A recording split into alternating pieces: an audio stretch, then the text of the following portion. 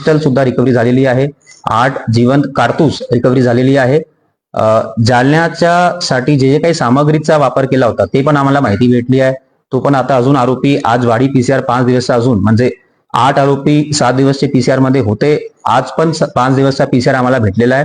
तर आता पीसीआर मध्ये जे काही आम्हाला अजून रिकव्हरी करायची तो पण आता पुढच्या दिवसमध्ये होतील.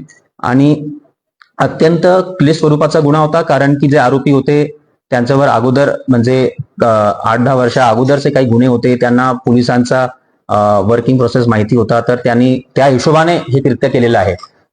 तरी सुद्धा मी एसडीपीओ सुदर्शन पाटील, एलसीबीचे आमचे प्रमुख शंकर शेळके यांचा कौतुक करणार, कारण की खूप मेहनत घेऊन कारण की काही नदी पात्रामध्ये काही जे रिकव्हरी करायची आहे, किमान फॉरेस्ट एरियामध्ये किमान शेतामध्ये रिकव्हरी करायची आहे, ते कधीच सोपा नसतं. कारण की एकदा जर जाळल्या बॉडीला तर काही पुरावे भेटतात नाही.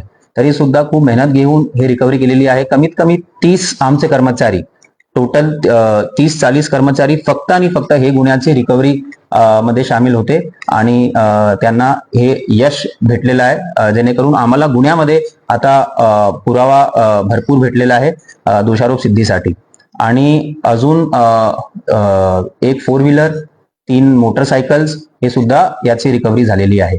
आता पुढच्या काळामध्ये आमचा असाच धोरण आहे की कसं हे जे गुन्हा आहे त्याच्या दोषारोप सिद्धीसाठी काय काय पुरावे गोळा करायचे आहे, कारण की जे चांगले लिगल एक्सपर्ट्स आहे, चांगले पीपीज आहे, त्यांच्यासोबत अकोला पोलिसांच्या आतापासूनच आमचं बोलणे सुरू आहे की कसं हे केसला वॉटर टाईट केस करून लवकरात लवकर चांगली चार्जशीट आम्ही पाठवून कोर्टामध्ये दोषारोप सिद्धीसाठी हे करणार. आणि याच्यामध्ये थोडासा कॉम्प्लेक्स गुन्हा होता, त्यामुळे मी एसडीपीओ सिटीला आदेश दिलेला होता की हे गुन्ह्याचा तपास ते स्वतः करतील, आणि त्यांनी हे स्वतः हे गुन्ह्याचा तपास घेतलेला आहे, ते स्वतः करत आहे.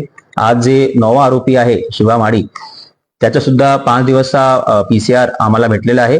आणि आता पुढचे 5 दिवसचे पीसीआर मध्ये जे काही इतर रिकव्हरीज आहे ते आम्ही करणार. आणि आता हे गुन्ह्यामध्ये जे काही सर्व आरोपी होते, 9 आरोपी सर्व अटक झालेले आहे, आणि जे काही मुख्य रिकव्हरीज होती ते झालेली आहे.